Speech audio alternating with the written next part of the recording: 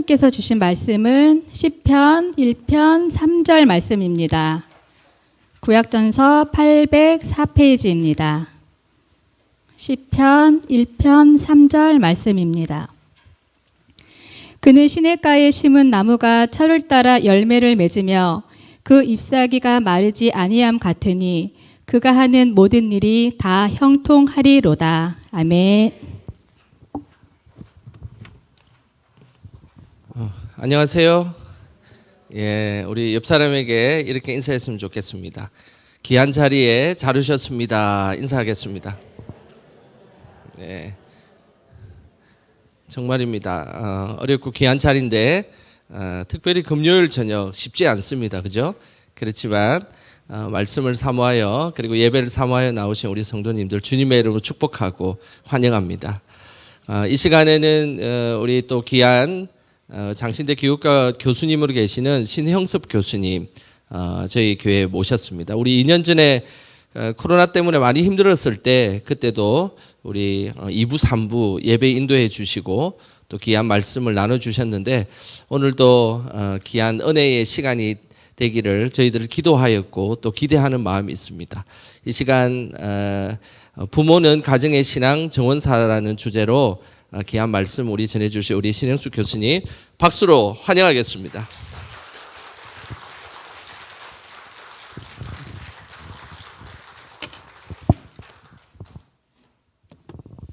할렐루야. 참 좋은 교회, 용강교회에서 믿음의 가정 교회를 향하시는 하나님의 말씀 또 하나님의 언약을 나눌 수 있게 되어서 얼마나 기쁘고 감사한지 모르겠습니다. 소망케 오늘 말씀 듣는 중에 하늘로부터 내리시는 우리 주 예수 그리스도의 크신 은혜와 평강이 모든 성도님의 심령과 또 가정에 우리 하나님께서 함께 하시기를 간절히 소원합니다. 저는 오늘 여러분하고 부모는 가정의 신앙 정원사입니다 라는 말씀으로 말씀을 나누고자 합니다. 성경에 보면 하나님의 백성을 일컫는 여러 이름들이 있습니다. 그 이름 중에 하나가 바로 그리스도인이죠. 여러분, 그리스도인이란 이름이 어떻게 지어졌을까요? 예수님 승천하고 난 다음에 예수님을 따르던 제자들이 모여서 우리 모임의 정체성을 나타내는 이름 한번 공모해보자 라고 해서 만든 이름이겠습니까? 아니면 난 아직 예수를 잘 모르겠는데 저 이상한 사람들, 이미 죽어버린 예수라고 하는 청년이 말한 것을 만나는 사람마다 전하며 그 예수가 말한 대로 살아가며 그 예수가 우리 위에 이 땅에 온 구원자, 메시아라고 말하는 저 이상한 사람들. 난 아직 예수는 모르겠지만 저들을 보면 자꾸 예수의 말과 삶이 기억나더라. 우리 저 사람들 별명 붙여보자. 그리스도를 따르는 자, Christ followers, Christian. 여러분, 전자겠습니까? 후자겠습니까? 네, 맞습니다. 후자입니다. 사도행전 11장 26절을 보면 성경은 이렇게 기록하고 있습니다. 같이 한번 읽어볼까요? 시작. 비로소 그리스도인이라 일컬음을 받게 되었더라. 여러분, 이 말은요, 우리가 이름을 붙인 게 아니라 우리를 보는 세상 사람들이 그들이 너무 달라서 구별돼서 이상해서 붙인 이름이라는 겁니다. 여러분은 어떻습니까? 우리 목사님 지금 예배를 시작하면서 그렇게 인사 나누셨는데 이 시간 쉽지 않다고 아직 예수를 알지 못한 여러분의 직장 동료가 혹은 여러분 예수를 알지 못한 여러분의 친구분들이 예수를 알지 못하는 여러분의 친족분들이 오늘 이 밤 여러분의 이 금요철야의 스케줄을 보면 뭐라 그럴까요? 정상입니까? 이상합니까? 이상하겠죠. 이상해도 보통 이상한 게 아닐 겁니다. 그런데 하나님은요, 하나님 때문에 이상하다 여김받는 사람을 이상하다 말하지 않으시고 거룩하다 말씀하신 줄 믿습니다. 왜냐하면 도대체 바뀔 것 같지 않은 그 나라를, 그 민족을, 그 가정을, 그 공동체를 하나님의 나라로 뒤집어 놓으실 때 바로 하나님 때문에 세상부터 이상하다 여김받는 것 굴하지 않고 그 걸음 끝까지 걸어내어 그들 안에 있는 하나님을 그들에게 보였던 자들, 하나님 때문에 이상하다 여김받는 것을 마땅히 여겼던 바로 그들을 통해서 하나님은 이 나라도 우리 가정도 지금도 일하고 있는지 믿습니다. 여러분, 그런 의미에서 우리 옆에 계신 분들하고 이렇게 한번 인사 나누면 좋겠습니다. 이상하셔서 감사합니다. 이상하셔서 감사합니다. 여러분, 이것은 우리 안에 있어서의 기쁨의 고백인 거예요. 지금 세상은요, 우리한테요, 왜 너희는 우리랑 똑같냐라고 불평하지 않습니다. 왜 교회가 우리랑 똑같냐고. 세상도 기대하고 있는 거예요. 그럼 우리는 무엇이 달라야 될까? 이것이 우리 안에 모여야 될 이유며 우리를 모이게 하시는 하나님이 주신 말씀과 정체성인 줄 믿습니다.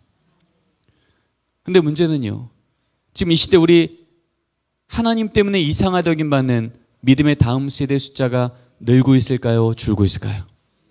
줄고 있습니다. 가장 최근에 발표되어진 우리나라 예수 믿는 부모 세대 15%였습니다. 그리고 가장 대표적인 선교기관을 통해서 발표되어진 예수 믿는 중고등부 아이들 3.8%. 여러분, 3.8%는 어느 정도인지 아시죠? 한 반에 25명이면 내 자녀 한 명 예수 믿으면, 내 손주 한 명 예수 믿으면 그 반에 예수 믿는 친구 몇 명 있다고요? 아무도 없는 거예요. 그게 3.8%예요.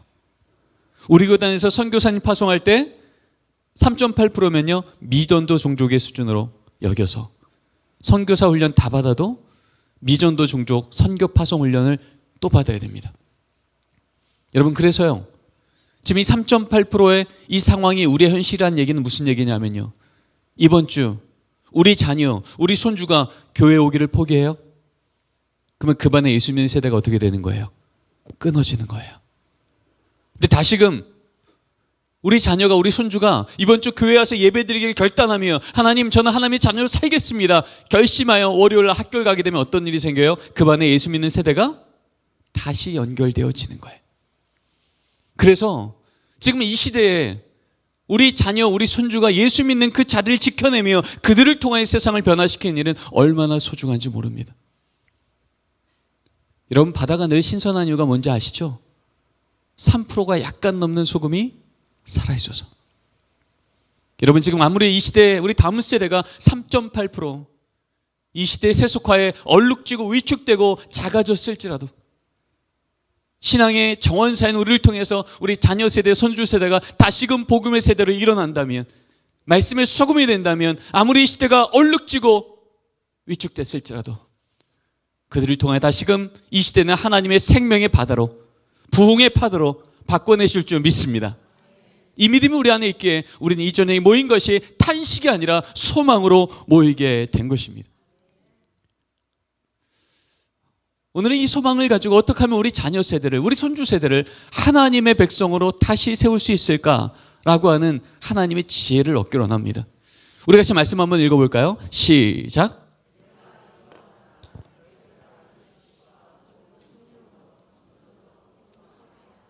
사도 바울이 하나님의 성령의 충만함을 가지고 이제 빌립보 교회에 편지를 씁니다. 근데 그 첫 시작을 이렇게 얘기합니다. 너희 사랑을 지식과 총명으로 풍성하게 하라고요. 우리는 사랑이면 다 되는 줄 알아요. 여러분, 어떠십니까? 우리 자녀를 사랑하고 양육하고 길러낼 때 우리 사랑만 충만하면 우리 자녀가 잘 성장합니까? 그렇지 않아요. 많은 청소년들한테 묻습니다. 얘들아, 너희 부모님들이 너희들을 얼마나 사랑하는지 몰라? 라고 말할 때 많은 청소년들은요, 우리 부모님은 아닌데요. 여러분, 그 청소년들이 얘기하는 것이 정확하게 이해하고 있는 걸까요? 오해하고 있는 걸까요? 오해할 때가 많습니다. 분명히 그 부모님은 자녀를 너무 사랑하십니다. 그런데 그 사랑을 온전히 그들에게 전하여 변화시킬 만큼의 지혜와 총명, 조금 더 원어에 가깝게 해석하면 지식과 분별력이 우리에게 부족하기 때문에 이 사랑을 어떻게 전해야 될지, 하나님의 이 사랑을 그들에게 전할 때 우리에게는요, 그 사랑 위에 뭐를 더하라고요? 지식과 총명을요. 오늘은 여러분들과 함께 우리 자녀를 영아기부터 청년기까지 양육함에 있어서 하나님의 이 사랑을 우리가 전할 때 어떤 지식과 총명이 필요한지, 바로 그러한 이야기를 여러분과 함께 나누기를 원하는 겁니다. 오늘 읽었던 말씀을 다시 한번 읽기를 원합니다. 같이 한번 읽겠습니다. 그는 시냇가에 심은 나무가 철을 따라 열매를 맺으며 그 잎사귀가 마르지 아니한 같으니 그가 하는 모든 일이 다 형통하리로다. 아멘. 성경에는 복 있는 자의 인생에 대한 이야기를 많이 나눕니다. 그런데 구약 성경의 가장 대표적인 복의 인생을 바로 시편 1편에 말하고 있어요. 그리고 읽었던 오늘 1편 3절 말씀은요, 그런 복 있는 자의 삶은 이런 모습이다라고 하는 하나의 이미지로 우리한테 보여주십니다. 지금도 그렇지만 이 말씀이 적혀진 팔레스타인 지역은요, 중동 지역은요, 6개월은 비가 오고 6개월은 비가 안 옵니다. 그래서 비가 안 오는 건기가 되면 그 땅은 마치 사막처럼 됩니다. 그래서 건기 때는요, 나무들은 다 말라 없어집니다. 그런데 오늘 말씀을 보면 복 있는 자의 삶은 어떤 삶이냐면요, 분명히 계절은 건기인데 계절은 사막이라고 말하는데 저 나무만큼은요 늘 잎사귀가 푸르른 거예요. 게다가 오늘 특징을 말하는데 철을 따라 열매를 맺는다. 여기서 영어 성경은요 fruit in season. 세상은요 우기에는 다시 살아나고 건기에는 말라지는 게 정상이라고 말해요. 가을에는 열매가 맺힌다고? 그러나 봄, 여름, 겨울에는 열매가 보이지 않는다고 얘기해요. 그러다 보니까 세상은요, 우리 자녀가 20살 됐을 때 어떤 대학 들어가는지, 30살 됐을 때 어떤 직장 갔는지, 어떤 연봉 갔는지, 그것으로 이 자녀의 인생 성공했다, 혹은 실패했다, 그렇게 판단하곤 합니다. 그러나 우리 하나님은요, 하나님께서 주인 되는 인생은요, 계절이 가뭄인데도 어떻게 해요? 뿌리가 생명수에 닿아 있으면 언제든 잎사귀가 푸르르며 철을 따라 열매 맺는 건요. 여러분, 봄에는 어떤 열매가 있을까요? 씨앗이 심겨져서 땅 위로는 아무것도 안 보이지만 그 안에 싹이 나고 뿌리는 생명수로 내려가고 줄기는 땅 위로 올라오고 있는 것, 이것이 열매인 줄 믿습니다. 왜냐하면 그것은 하나님께서 지금 이루어가고 있기 때문에. 여러분, 여름이 되면 또 어떤 열매가 있을까요? 봄보다 햇볕이 따갑습니다.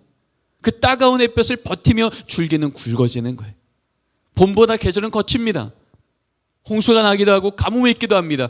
그런데 그것을 또 버틸 때에 그 뿌리는 깊어지며 그 나무는 든든해지는 겁니다. 그게 여름의 열매입니다. 가을은 말할 것도 없이 눈에 보이는 열매가 맺히죠. 그럼 겨울에는 어떤 열매가 있을까요? 나뭇잎도 없고요, 열매도 없어요. 그래서 겨울의 열매는요, 그 추운 겨울을 안 죽고 버티는 겁니다. 안 죽고 살아내면 하나님의 봄이라는 계절을 줬을 때 어떤 일이 생겨요? 추운 겨울을 버틴 만큼 파란 싹이 나며 생명이 시작되는 거예요.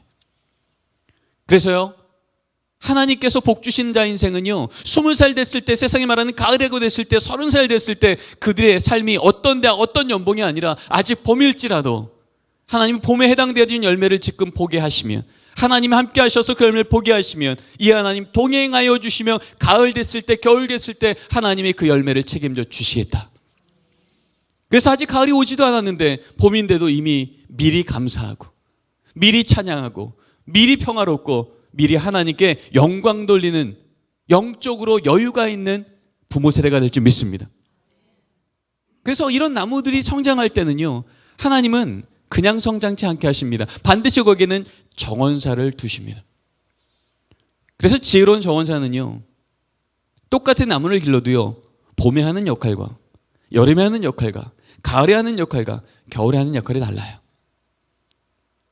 그런 의미에서 우리도요, 신앙의 정원사가 된다는 건 우리 자녀가 영유아 유치기 때 해야 될 부모 역할과 아동기 때 해야 될 역할과 청소년기, 청년기 때 해야 될 역할과 성년이 됐을 때 할 역할이 다르더라는 거예요.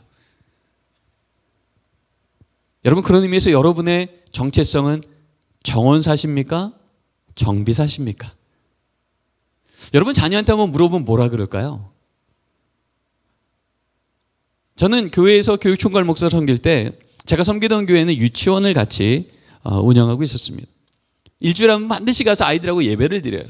그때 종종 제가 묻습니다. 얘들아, 너네 부모님들을 동물로 비유하면 뭐라 그럴까? 여러분, 애들이 뭐라 그럴까요? 네, 그렇죠. 사자, 호랑이, 어떤 늑대, 뭐 이렇게 표현해요. 여러분, 그때 우리 아이들의 마음은 뭘까요? 우리 부모님은 나한테 정원사실까요? 정비사실까요? 정비사에 가까워요.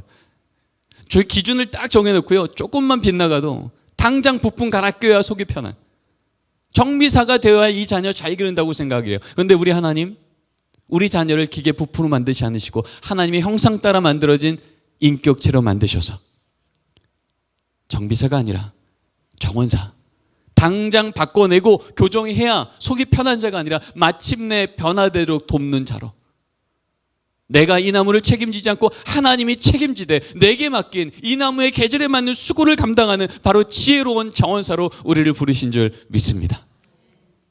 여러분, 그래서요, 어리석은 정원사는요 자꾸 계절을 당겨오려고 그래요. 내가 원하는 계절은 가을이니 빨리 당장 물 주면 열매 맺으라는 거죠.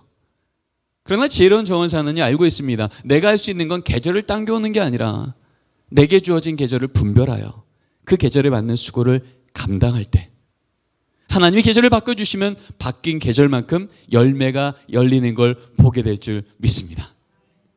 여러분, 우리 옆에 계신 분들하고 한 번만 더 인사 나눌까요? 이렇게 인사 나눕시다. 정비사가 아니라 정원사 됩시다. 인사 나누겠습니다.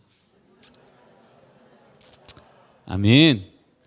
그런 의미에서요, 하나님은요 성경을 보면 영아기 때, 유아기 때, 유치기 때, 이것을 미취학기라 그러죠. 유년기 때, 소년기 때, 이것을 아동기라고 그러고요.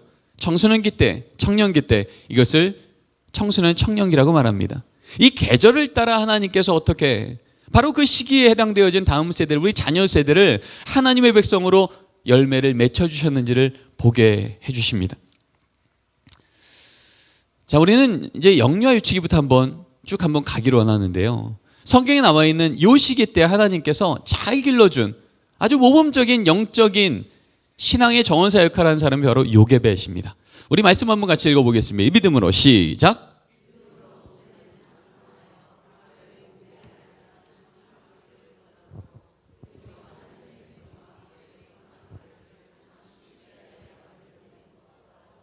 아멘. 성경은요 위대한 민족의 리더 200만 명의 이스라엘 백성들을 하나님이 잃고 있던 400년의 역사를 끊고 하나님의 백성으로 다시 구원해낸 그 리더 모세가 위대했음을 적고 있습니다. 그런데 성경은요 그 모세가 평생토록 80세 하나님께 부름받도록 유일하게 신앙교육을 받았던 때가 태어나서 딱 5살 될 때까지. 고대 문헌을 보면 애국 왕실은 유모가 만 5세까지만 가르쳤거든요. 그 뒤로부터는 세상 학문을 배웠고요. 세상의 권력을 배웠고요. 세상 권력 한복판에서 살아갔습니다. 그럼에도 불구하고 바로 태어나서 만 5세까지 바로의 명령보다 하나님의 말씀을 더 두려워하며 오늘 죽을지 내일 죽을지 모르는 그 갈대상자의 내 자녀를 떠내려보내면 하나님 손에 올려드리고 하나님 이 자녀의 인생을 하나님께 바쳐드립니다. 그렇게 헌신했던 그 요게벳을 하나님은 하나님의 섭리 따라 그 모세가 왕실로 들어갔을 때 만 5세 될 때까지 매일 신앙교육을 할 수 있도록 유모로 삼으십니다. 이제 이 아이가 5살 되면 더 이상 이 아이는 신앙교육 받을 수 없다고, 세상 학문과 세상 권력과 세상 속에 살아가야 된다고 이것을 알았더니 요게벳이 여러분 얼마나 하루하루를 기도하며 이 자녀를 길렀겠습니까? 알아듣지 못한 아이에게 너는 애굽의 왕자가 아니라 하나님의 아들이라고, 너는 하나님께서 구별하여서 살려내신 인생이라고, 세상을 끌려가지 말고 하나님의 나라를 건설할 자가 돼야 된다고. 내가 알고 있는 하나님에 대한 이야기들을 이 자녀에게 하루도 빠지지 않고 양육하고 기도하고 간구하고 믿음으로 길렀을 겁니다. 그 결과 성경은 뭐라 그래요? 40살 됐을 때 장성하여 바로의 공주의 아들이라 칭함받기를 거절하고 도리어 하나님 백성과 함께 고난받기를 잠시 죄악의 낙을 누는 것보다 더 좋아했다. 여러분, 태어나서 5살 될 때까지 미취학기 때 그 아이들이 무슨 하나님을 만날까 우리는 생각할지 몰라도요, 하나님의 손은요 우리 아이의 연령에 제한받지 않으시고 하나님의 은혜 크기만큼 여전히 매일 부어주신 줄 믿습니다. 그러면 우리는 그것을 믿고 그렇게 부으신 하나님의 은혜를 우리는 전해주는 통로가 되어야 한다는 거예요. 자, 영아기부터 한번 점검하기를 원합니다. 보통 태어나서 18개월까지를 영아기라 그러죠. 자, 뭐 특징을 읽어볼까요? 전적 시작. 계속이요. 정서적, 인지적, 도덕적, 사회적 발달. 여러분, 태어나서 18개월까지는요 이제 이 아기는 전적 의존을 해요. 누구한테요? 부모한테요. 특별히 누구한테요? 엄마한테요. 그래서 이때는요 이 부모가 이 아이에게 어떻게 먹여주냐, 입혀주냐, 달래주냐에 따라서 이 아이가 경험하는 세상은 전혀 달라집니다. 이때 이 영아기 때 하나님은 이 계절에 어떤 열매를 맺히길 원하시냐면요. 딱 이때는 이 아이가 아직 인지적으로도 또 사회적으로도 도덕적으로도 세상을 아직 분별하고 이해하지 못하는 시기예요. 그런데 딱 한 가지 언어를 주셨어요. 무슨 언어를 주셨을까요? 무슨 언어요? 관계적 언어요. 태어난 지 열흘쯤 된 아기를 엄마가 끌안고 기도합니다. 하나님, 우리 딸을 오늘도 건강하게 해주셔서 감사합니다. 오늘도 하나님의 지혜와 하나님의 은혜로 이 아기를 덮어주시옵소서. 여러분, 이렇게 기도할 때 이 아기가 이 말을 알아들을까요? 못 알아들을까요? 못 알아듣죠. 태어난 지 열흘밖에 안 된 아기가 하나님, 은혜, 기도 어떻게 알겠습니까? 그런데요, 지금 이 엄마가 하는 기도가 엄마 혼자 하는 독백일까요? 아니면 이 아기도 영향을 받을 수 있을까요? 영향을 받습니다. 무슨 언어 때문에요? 관계적 언어 때문에요. 여러분, 마치 이제 이 땅에 나무를 딱 심으려고 할 때요, 어떤 나무를 심느냐보다 중요한 건요, 그 땅이 어떤 땅이냐는 거예요. 똑같은 나무일지라도요, 옥토에 심는 나무와 아니면 척박한 땅에 심는 나무는 너무 다릅니다. 땅의 영하기는 어떤 시기라고 말하냐면요, 신학자들, 기독교학자들이 연구하며 우리가 공통적으로 발견한 건 무엇이냐면, 땅의 영하기 18개월까지는요, 이 아이가 평생 두고 인지적으로, 정서적으로, 도덕적으로, 사회적으로 이제 나무가 쑥쑥쑥 크기 시작할 때요, 그 나무가 잘 자랄 수 있는 옥토가 변하는 시기가 딱 요 18개월까지라고 얘기합니다. 그러니까 나무의 문제가 아니라 이제 땅의 문제인 거예요. 그러면 어떻게 하면 이 옥토가 될까라고 얘기할 때요, 이 아이에게요, 밑에 한번 읽어볼까요? 부모 역할이요. 시작. 아기의 결핍과 불안에 대하여 일관적인 돌봄 제공. 계속이요. 삶의 패턴 안에 신앙적 언어와 돌봄을 통한 가정예배 실천. 그래서 이 아이의 돌봄을요, 신실하게 해주되, 특별히 이 아이가 하나님의 영적인 자녀고 하나님의 은혜를 오늘도 하루 받아내야 될 아기이기 때문에요, 이 아이가 이해하건 이해하지 못하건 이 아이의 삶의 패턴 안에 뭘까요? 깨고 놀고 먹고 자고, 하루에도 이것을 몇 번씩 반복하잖아요. 그럴 때마다 이 삶의 패턴 안에 이 부모님이요, 의도적으로 영적인 언어를 넣어주는 겁니다. 깨울 때 말씀으로 깨우는 거예요. 놀 때 찬양으로 노는 거예요. 잘 때 기도로 재우는 거예요. 이것이 반복될 때 이 아이 마음속에는요, 나도 모르게 어떤 걸 경험하냐면, 이 엄마 미치면 살만하겠어. 이 집안 미치면 살만하겠네. 난 안전해. 이걸 아이가 깊이 느낀다는 거죠. 왜요? 하나님의 자녀이기 때문에 영적인 존재라서. 그래서 이 아이가 이것을 깊이 느끼고 나면 어떤 일이 생기냐면, 이 아이 마음속에 신뢰라고 하는 것이 생깁니다. 그래서 이 신뢰라고 하는 열매가 선명하게 생겨나면 어떤 일이 생기냐면 애착. 부모가 잠깐 떨어져 있어도요, 내가 잠깐만 울면 언제든 다가와서 나를 보호해주고 안전하게 해줄 부모가 있어 라고 하는 이 안정감이 생긴다는 거예요. 그래서 여러분, 우리 아이들이 이 18개월까지 애착을 잘, 특별히 신앙의 언어로 말씀과 기도로 매일 가정 예배를 그렇게 실시하면 어떤 일이 생기냐면, 적어도 10개월부터 18개월 사이에요, 이 아이는요, 교회 학교에 와서 잠깐 엄마 떨어져서 울 수 있지만 여기에 이 선생님이 이제 너에게 예배를 인도해 주실 거야. 같이 이면 안전해. 라고 2번, 3번, 2주, 3주만 같이 예배를 드리잖아요. 그러면 이제 아이는요, 따로 부모님과 떨어져 자기 예배가 가능해집니다. 저는 현장에 있을 때 너무나 많이 그 현장을 보았고, 지금 신학교에서 가르치며 또 현장의 얘기를 들어도요, 하나님이 그렇게 인도하시는 거 보게 됩니다. 그러면 적어도 우리 자녀가 18개월만 되면요, 부모는요, 내 예배를 본당에 와서 드릴 수 있는 거예요. 그래서 아이는 아이에 해당되어지는 주의 말씀을 듣고, 부모는 또 부모의 말씀을 들으며, 그렇게 하나님이 이 아이를 이제 구별하시사 그 다음 계절을 갈 수 있도록 도와주시는 겁니다. 자, 이제 유학인데요, 18개월에서 36개월까지를 이제 유학이라고 말합니다. 자, 특징 한번 읽어볼까요? 시작. 계속이요. 계속이요. 네, 이때가 되면요, 이제는 자율주행이 가능해지는 거예요. 아시죠? 앉고, 걷고, 기고, 뛰고가 가능해져요. 근데 문제는요, 몸은 이제 예전보다 막 자유롭게 움직이기 시작해요. 왜요? 자율성의 걸 주셔서 하나님이요, 우리 자녀가 세상을 마음껏 탐구하게 하신 거예요. 그 세상을 배워가게 하신 거예요. 근데 문제는요, 몸은 움직이기 시작했는데 인지적으로, 논리적으로 아직 전 조작이에요. 프리 오퍼레이셔널. 무슨 얘기일까요? 설명하면 알아들어요? 아직 못 알아들어요? 못 알아듣는다는 얘기예요. 그래서 이때는요, 우리가 이 아이에게 머리로 못 알아듣는데 어떻게 신앙을 가르칠까? 신앙의 열매를 맺히게 할 수 있을까라고 할 때 하나님이 요 시기에 주신 신앙의 통로가 있는데 그것이 바로 모방입니다.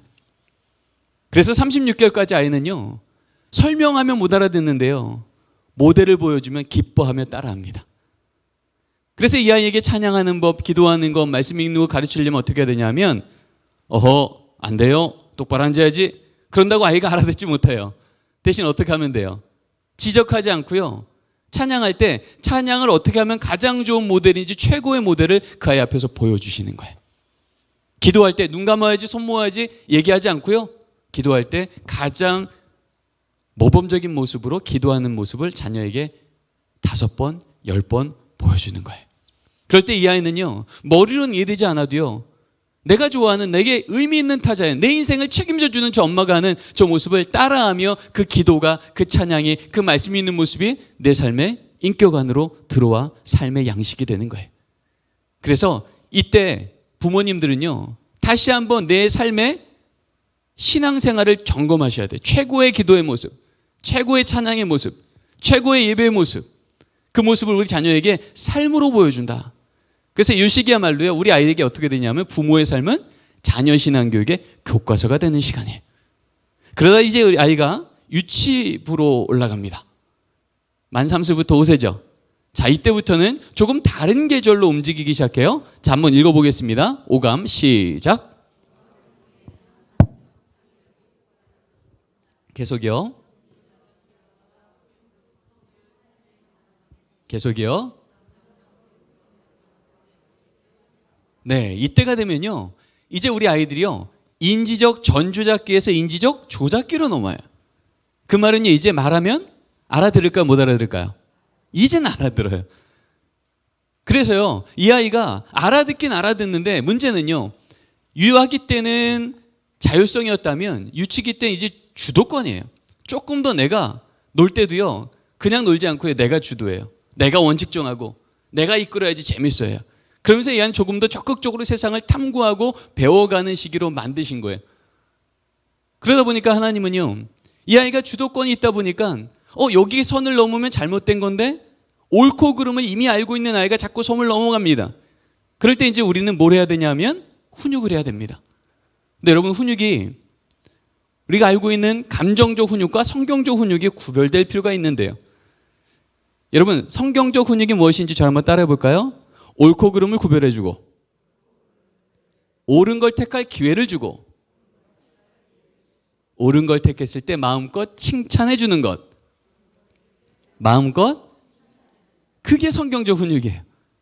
성경은요, 부모가 자녀를 양육하라는 구약 성경과 신약 성경의 많은 말씀의 핵심적인 전제는 무엇이냐면 내 자녀를 노엽게 하지 말며.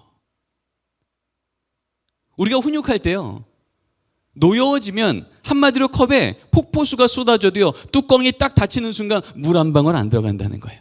왜요? 우리 자녀는 기계부품이 아니라 뭐라고요? 하나님의 형상을 닮은 인격체라고요. 그래서 마음이 딱 닫히는 순간 훈육이 되지 않아요. 이 훈육을 통해서 우리 아이들은 평생 두고 우리 삶 속에서 결정되어지는 성품의 절반 이상이 이때 결정됩니다.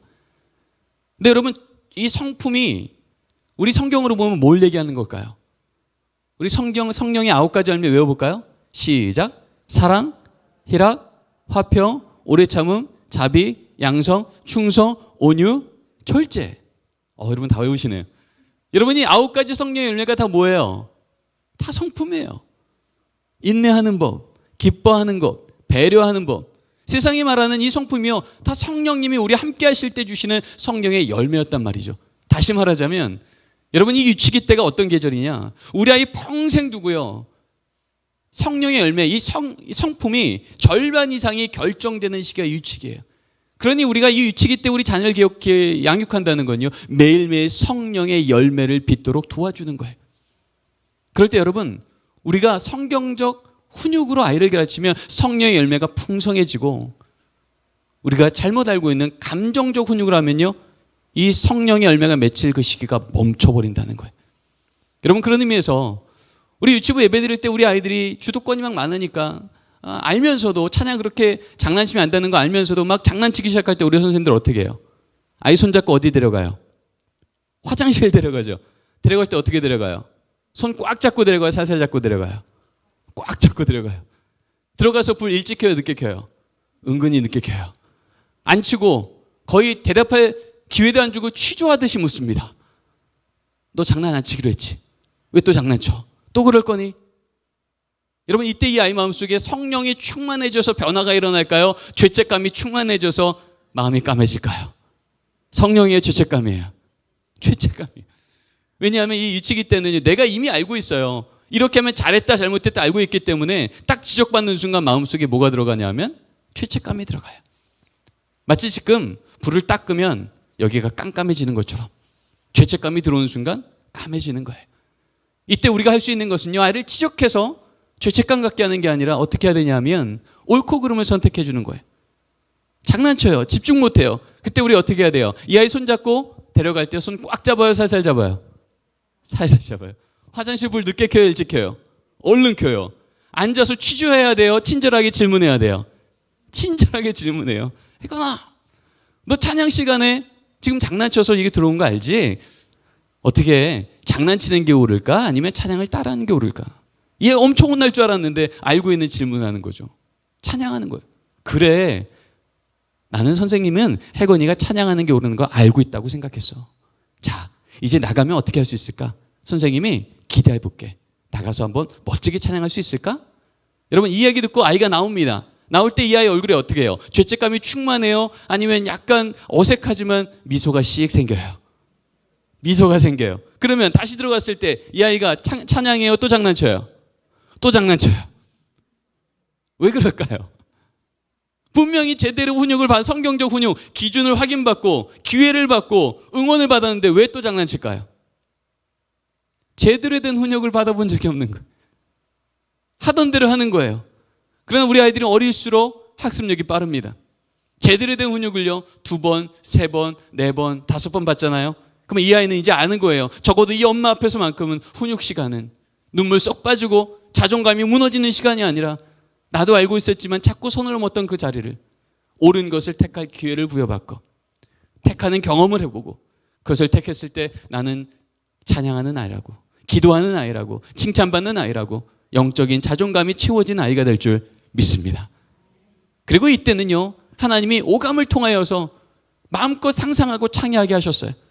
그래서 딱 요 유치기까지는요, 우리 아이들이 하나님 만났다라고 하는 개념은 무엇이냐 하면 하나님에 대해서 원들, 경이, 깜짝 놀라는 것, 그것만으로 아이는요, 나 하나님 만났어 라고 하는 경험을 하게 됩니다.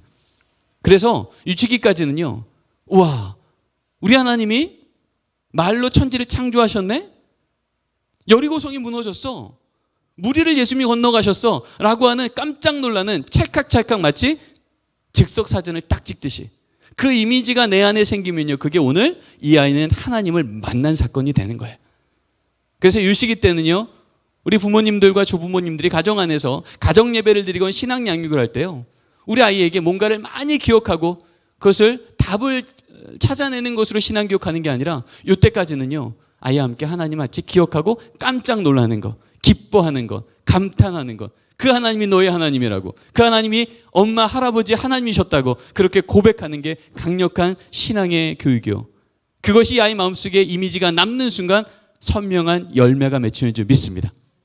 자, 그러다가 이제 우리 아이들은 계절이 바뀝니다. 아동기로 넘어오죠. 이때부터 생기는 가장 큰 변화 중에 하나는요, 이제는 아이가 장기 기억이 시작되는 거예요. 축두엽을 중심으로요, 이제는 한 번 들으면 웬만하면 기억하는 시기가 된 거예요. 그래서 어느 나라하고는 상관없이 우리 아이들이 초등학교 들어가면 숙제를 받아옵니다. 왜요? 오늘 수업 제대로 들었으면 이거 기억한다는 거죠. 그래서 이 아이가 숙제를 하면서 뭘 경험하게 되냐면 내가 기억한 것을 해냈을 때 이 아이는 성취감을 경험하게 됩니다. 그래서 그 내용 자체가 재밌었다기보다는요, 이 성취감이 내 안에 생길 때마다, 보상을 받을 때마다 이 아이는요, 나 또 하고 싶어, 또 배우고 싶어, 이렇게 아이가 성장하는 계절로 하나님이 옮겨 놓으신 거예요. 바로 이때 우리는 뭐 해야 돼요? 이 아이가 아무리 어려서부터 성경 말씀을 읽고 믿음의 가정에서 컸을지라도요, 장기 기억이 이때부터 발전하기 때문에요, 아이가 평생 두고 잊지 말을, 창세기 1장부터 계시록 마지막 장까지 적어도 성경 메가스토리 100개, 조금 자세하게 하면 성경 메가스토리 300개 정도는요, 아이가 다시 성경을 들어야 돼요. 그래서 이 시기 때는요, 우리 교회에서도 가정에서도요, 아이가 읽은 만큼의 분량을, 성경의 메가스토리를 매일 읽게 하며, 그래서 읽었을 때마다 보상을 주어서 성취감을 느끼게 할 때요, 이 아이들은요, 나 또 읽고 싶어. 그렇게 하면서 성경을 내 안에 평생 두고 있자는 말씀을 채워내는 시간을 갖게 되어지는 거예요. 근데 여기 핵심은 무엇이냐? 바로 그러한 학습의 이 동기와 열매들은 주로 뭘 통해서 일어나냐면요, 직관적 사고를 통해 일어납니다. 또 다른 말로 하자면요, 나랑 관계가 좋은 분이 말하면 다 아멘한다는 거예요. 내가 믿을 만한 엄마가, 나랑 친한 아빠가 말하면 다 아멘하는 시기가 딱 요 시기라는 거예요. 그러다 보니 이 시기에 우리가 신앙교육을 잘한다는 건 무엇이냐면, 한마디로 아이들하고 잘 놀아줘야 돼요. 아이하고 잘 놀면요, 이 아이는 그렇게 잘 놀아주는 엄마 아빠가 하는 말은요, 다 아멘하고요, 아, 이게 나한테 유익이 되겠구나 라고 해서 그대로 따라갑니다. 성경 통독도, 가정 예배도, 성경 필사도 이 시기는요, 할 만큼의 분량을 매일이건 일주일에 한 번이건 주고, 그래서 했을 때 격려해주고 보상해주고 성취감을 갖게 해주고, 그래서 이 아이가 평생 두고 있지 않은 이 말씀을 이 안에 채워낼 수 있도록 도와주는 걸음을 바로 가정에서 해주셔야 되는 거예요. 바로 그때 이 아이들은요, 바로 이 관계 좋은 분하고의 부모하고 관계를 통해서 이 아이는 계속 학습하기를 원합니다. 이것은 신앙교육만이 아니라 세상 학습도 마찬가지예요. 그래서 아동학에서 동일한 얘기를 합니다. 이 초등학교 1, 2, 3학년 때 공부 잘하는 아이 만들려면요, 학습을 많이 시키는 게 아니라 그 아이에게 가르치는 부모와 교사와 이 아이가 관계가 좋을 수 있도록 도와주라고. 그래서 30분 놀고 나서 10분 아이한테 이거 꼭 해야 된다 그러면 아이는요, 그 30분 놀았던 그 직관적 사고, 나랑 관계 좋은, 신뢰할 만한 그 관계 때문에 그 10분을 30분이고 1시간이고 채워내는 능력이 그 안에서 나온다는 겁니다. 자, 그러다 이제 이 아이가요, 초등학교 4학년이 됩니다. 이때 또 한 번의 계절이 바뀝니다. 이전까지는 아이가 진리라고 하는 거 어떻게 받아들이냐면 직관적 사고, 내가 믿을 만한 분이 얘기하면 다 아멘이었는데, 이제부터는 이제 진리라고 하는 것을 내가 믿을 만한 사람이 말한다고 아멘이 아니고요, 그렇게 말하는 내용이 내게 이해가 돼야지 아멘한다는 겁니다. 자, 우리 특징 한번 읽어볼까요? 이야기와 시작. 논리적 사고가 주된 인식론. 이제는 진리를 받아들이는데 논리라고 하는 것이 이 안에 요청이 된다는 거예요. 여러분, 그래서 초등학교 3학년 때까지만 해도요, 물도와 그러면 네 했던 애가 초등학교 4학년 되면 물도와 그러면 뭐라 그래요? 왜? 그렇죠? 왜 그럴까요? 그 전까지는 나랑 관계 좋은 엄마가 물도라 그러면 떠오는 게 문제가 안 됐어요. 근데요, 이제는 논리적 사고로 세상을 보는 눈이, 안경이 바뀌니까, 계절이 바뀌니까 이제는요, 아니, 누워있는 아빠는, 게임하는 오빠는 왜 나만? 어디까지 가요? 나만 미워하나? 까지 가는 거예요. 여러분, 딱 이 시기, 이제 논리라고 하는 이 안경으로 세상을 보기 시작한 이 아이에게요, 세상은요, 딱 이 시기에 진화론을 가르칩니다. 인간이 어떻게 해서 여기까지 오게 됐는지 나름 설명하며 이해될 만한 것들 가지고 설명합니다. 그때 우리 자녀가 집에 와서 묻습니다. 엄마, 그러면 창조론은 이스라엘 신화야? 그때 여러분 뭐라고 대답하십니까? 묻지 마. 그럼 묻는 거 아니야. 무조건 믿어. 여러분, 그때 이 아이가 무조건 믿을까요? 아니면 신화였네, 할 말 없으니까 괜히 저러시네, 전자입니까? 후자입니까? 후자일 가능성이 높습니다. 그래서 여러분, 이때는요, 우리가 뭘 해야 되냐면 우리가 흔히 말하는 기독교 세계관 교육을 이때 강력하게 시키셔야 됩니다. 왜요? 과학으로 하나님의 기적을 다 설명 못하거든요. 대신 우리 뭘 알려줘야 되는 거예요? 얘들아, 세상은 과학과 비과학이 아니라, 과학으로 설명되는 것과 설명 안 되는 거, 우연이고 재수고 운명이 아니라 그 세상은 과학과 초과학이야. 과학이라고 하는 하나님 만드셨지만 인간의 지혜로 예측 가능하고 실험 가능한 영역도 있지만, 하나님이 만드셨는데 인간의 지혜로 알 수 없는 또 다른 하나님이 통치하시는 세상이 있는 거야. 여기 1m짜리 자가 있다, 10m짜리 한강 재니 못 재니? 애들이 뭐라 그럴까요? 못 재요. 왜 못 잴까? 한강이 없어서일까? 한강이 더 깊어서일까? 어느 쪽입니까? 더 깊어서죠. 과학이 하나님을 설명 못하는 건 하나님이 안 계신 게 아니라 하나님의 과학보다 크시기 때문이야. 그러면서 이제 아이들에게요, 이제 뭘 해야 되냐 하면 부모 역할 한번 읽어보겠습니다. 맨 밑에 줄 읽을게요. 고백적 시작. 이때부터 우리의 신앙교육은 무엇으로 바뀌냐 하면 이제는 고백교육으로 들어가야 되는 거예요. 체험교육으로 얘기해야 돼요. 과학으로는 설명할 수 없지만 하나님이 아니고 설명할 수 있는 기적 같은 간증거리들이 여러분 마음속에, 여러분 가정 가운데 있습니까? 없습니까? 있잖아요. 세상은 우연이라고 말하지만 내게는 분명히 하나님의 역사였고 섭리였음을 믿고 있잖아요. 그것을 이제 우리 아이들한테 전해주셔야 되는 겁니다. 우리 말씀 한 구절 읽어보겠습니다. 함께 읽겠습니다. 시작.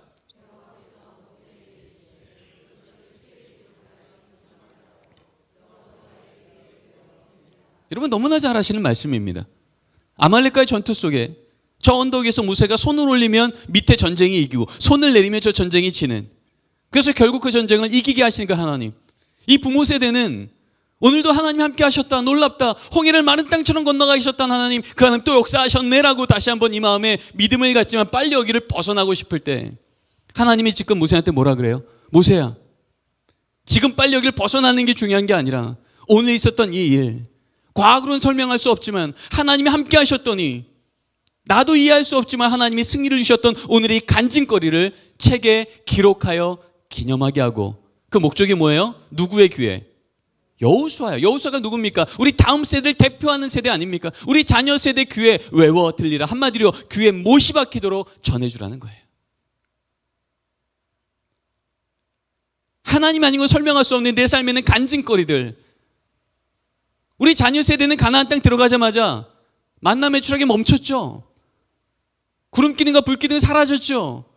홍해를 어떻게 건너갔는지 본 적이 없죠. 그러나 이것을 경험했던 부모 세대가 뭘 해주라고요? 내가 그렇게 경험했던 홍해의 사건을, 만남의 추락의 사건을, 구름 기둥과 불 기둥의 사건을 우리 자녀에게 귀에 못이 박히도록 전해주라는 거예요. 그래서 하나님이 없어 보이는 우상의 땅밖에 없었던 아말렉 7족속이 주인했던 그 땅 들어가서도 그 하나님을, 내 하나님을 모시고 사는 믿음의 세대를 세우라는 것입니다. 딱 이때가 언제예요? 우리 자녀 티네이저, 초등학교 4학년, 5학년, 6학년. 바로 이때가 우리 자녀들에게 이것을 가르쳐 줘야 될 때입니다. 그래서 이때는요, 우리 조부모님들, 부모님들이요, 내 삶 속에 하나님 아닌 걸 설명할 수 없었던 그 간증거리들을 다시 한번 기억하셔야 되는 겁니다. 근데 딱 이 시기에 세상은요, 우리 아이들한테 이런 걸 얘기합니다. 창조나 진화냐라는 질문 앞에 당연히 진화지. 창조는 설명할 수 없는 신화 같은 거야. 성과 신앙에 대해서, 성은 네가 택할 수 있어. 그게 조금 더 인간적인 거지. 신정론이요, 하나님이 선하다면 왜 세상이 이렇게 악하죠? 코로나 없애달라고 3년을 기도했는데 왜 아직도 안 없어지니? 그 하나님 안 계신 거야 라고 말하고요. 돈과 노동과 신앙에 대해서 돈은 많이 벌면 좋고 노동은 안 하면 좋고, 이렇게 세상을 가르치는 세상 속에 우리 아이들이 이제요, 논리적 세계관으로 초등학교 4학년 때부터는요, 이제 세상을 막 탐구하기 시작한 본격적인 그때 세상은 이렇게 우리 아이들을요 매일 제자화 삼고 있습니다. 그때 우리는요, 이 기독교 세계관을 가지고 우리 자녀들에게 다시금 알려줘야 되는 거예요. 세상은 진화라고 말하지만 여러분 우리 알고 있죠? 최고의 과학도요, 우리 인간의 가장 중요한 첫 질문과 마지막 질문에 답을 못합니다. 우리 인간이 어디로부터 왔으며 죽음 이후에 어디로 가는지 한마디도 답을 못해요. 세상의 과학은요, 있다 치고예요. 창조됐다 치고, 빅뱅이 있었다 치고, 그 다음에 어떻게 진행됐는지를 조금 설명할 뿐이에요.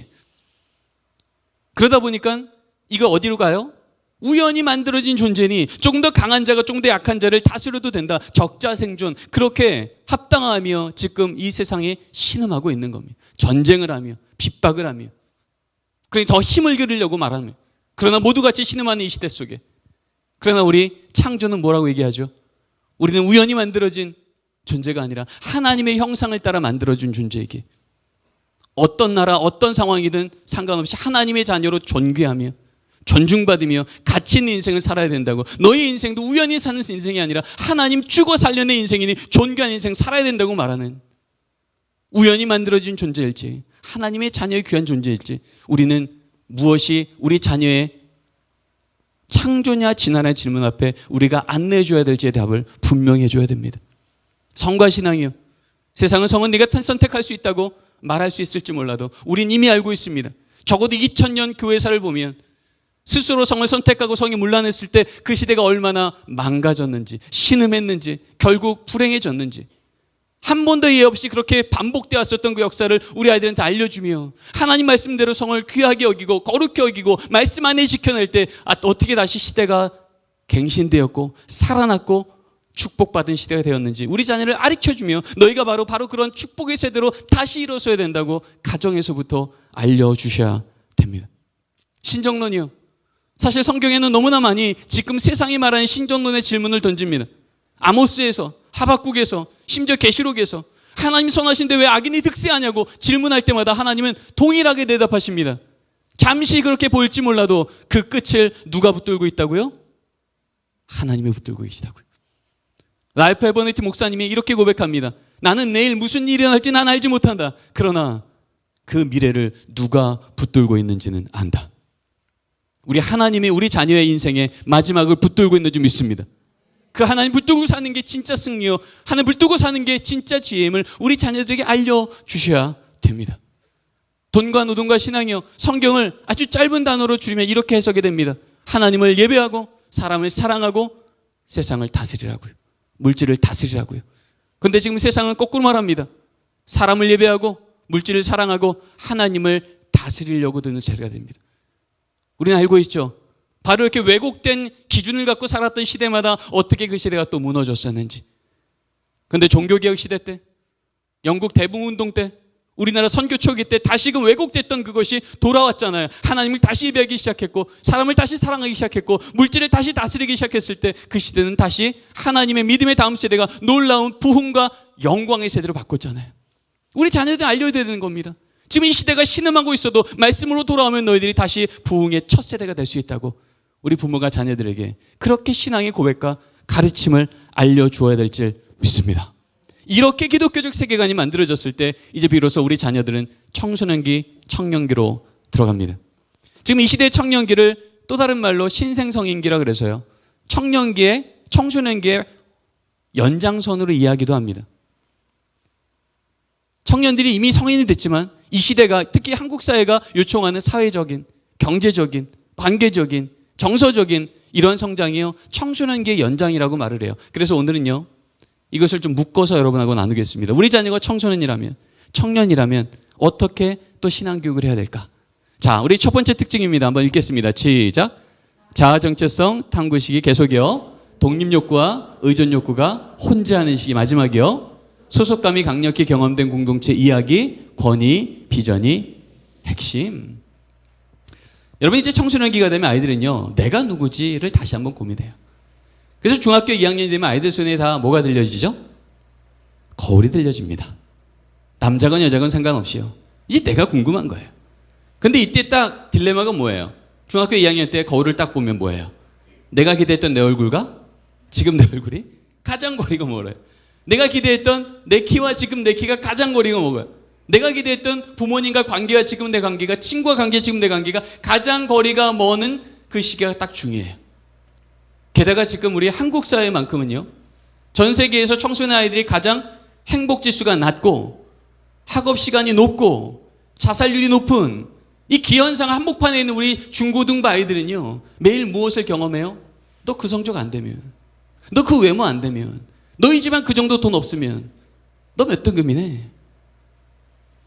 아직 자라지도 않았는데 아이들에게요. 그 인생을 재단하며 너 몇 등급 인생이야 라고 단정 줍니다. 그때마다 우리 아이들은 뭐래요? 급격한 감정 변화, 돌발 행동, 이탈 행동. 근데 다 그게 뭐예요? 한마디로 나 좀 도와달라는 거예요. 이 아이들은 좀 성장하고 있기에 지금 내가 어떤 마음이며 어떤 걸 요구하는지를 다 말로 제대로 설명할 수 있는 성숙이 없어요. 그러다 보니까요. 세상이 말하는 것만큼 그 성적, 그 외모, 그 돈 없으면 내 인생 몇 등급이란 말 앞에요. 나 그렇게 살고 싶지 않다는 거예요.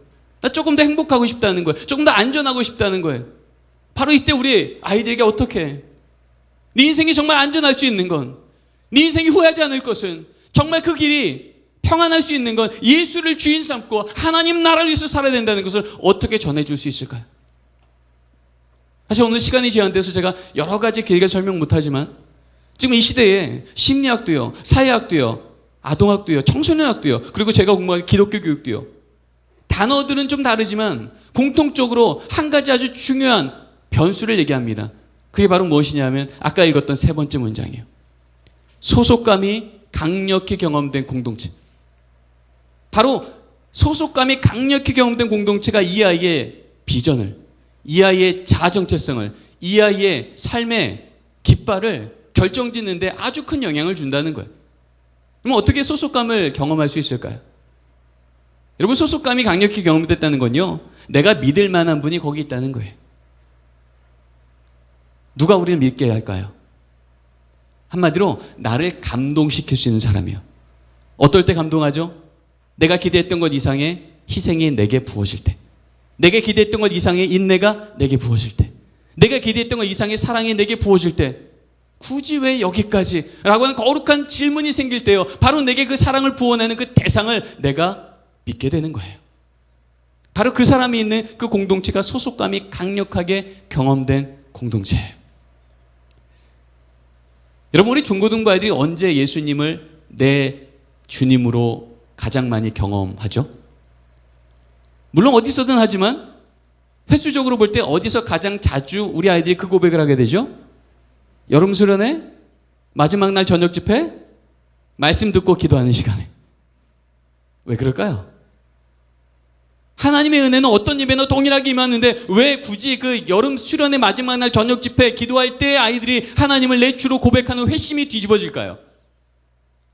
하나님의 은혜는 언제나 동일하게 시편 말씀처럼 강물같이 쏟아지지만 문제는요, 우리 아이들의 그릇이 엎어져 있는 거예요. 그릇 엎어져 있으면 소낙비 내려도 물 한 방울 안 들어가잖아요. 그런데 그 뒤집어져 있던 그릇이 하나님으로 향해 열려지는 순간, 시간이 지나면서 그대로 이 안에 하나님의 은혜가 들어오게 되는 거예요. 근데 왜 여름 수련회 때 아이들의 마음이 그렇게 다시금 하나님께로 뒤집어질까요?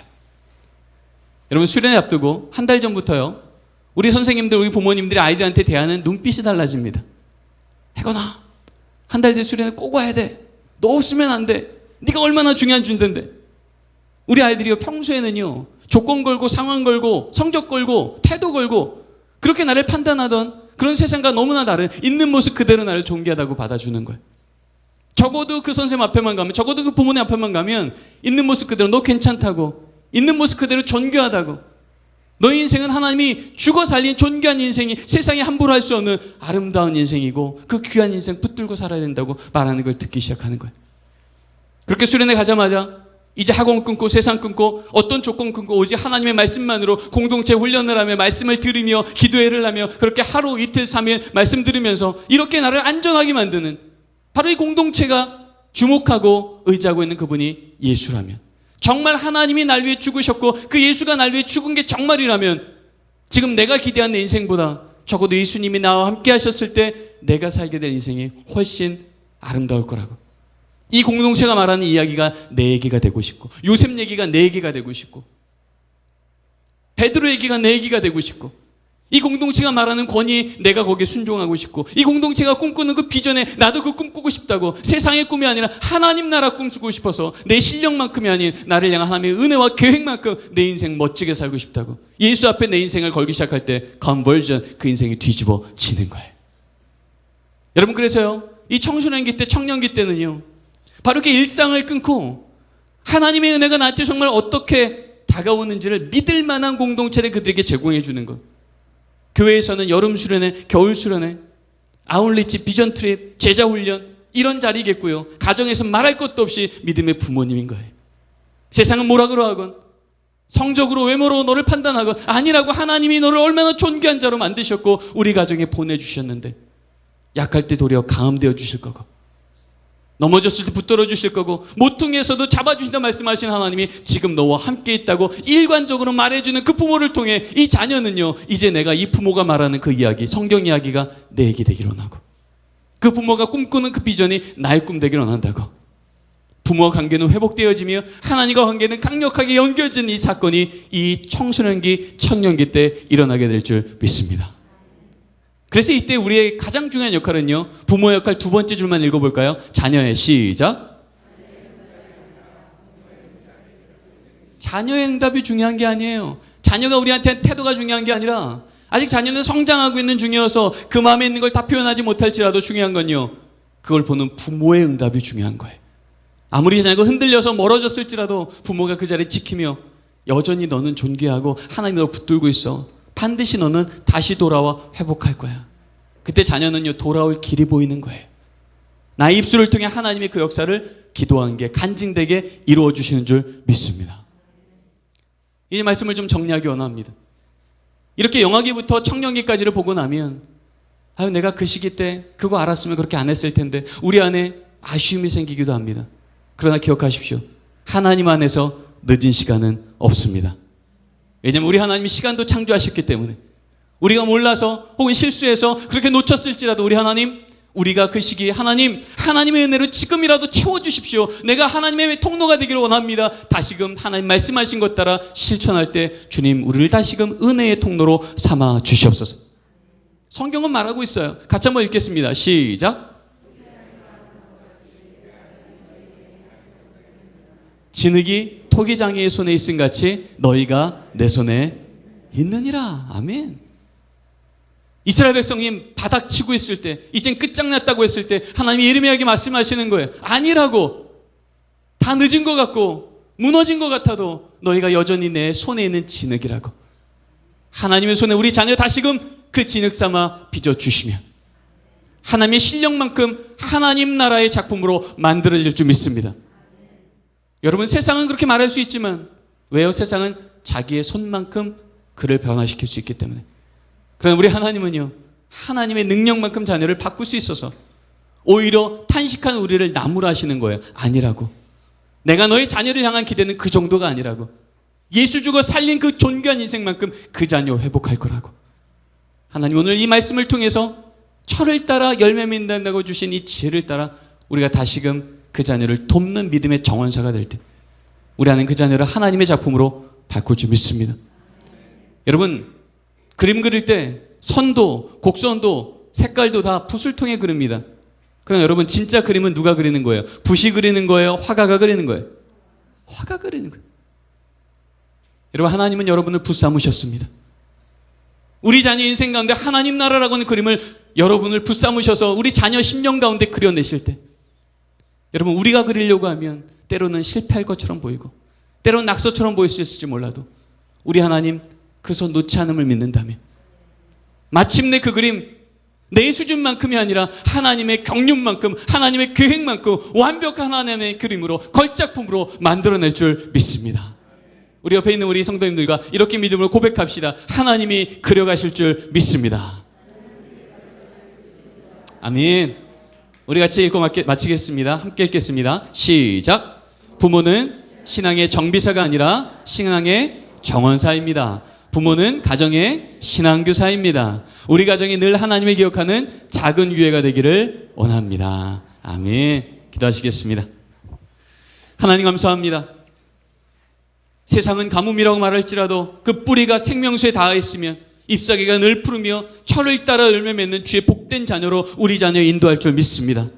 하나님, 우리가 볼 때는 우리가 그리는 우리 자녀 심령의 그림이 상한 것 같고 실패한 것 같고 무너진 것 같이 몰라도 하나님, 우리의 이 붓을 주님께서 여전히 붙들고 있음을 믿을 때, 토기장의 손이 붙들고 있음을 믿을 때 하나님, 마침내 하나님의 실력만큼 그려낼 줄 믿습니다. 주님, 그렇게 우리를 통로 삼아주시고 하나님의 역사에 일들을 눈으로 목도하는 감격이 있게 하여 주시옵소서. 예수님의 이름으로 기도드립니다. 아멘.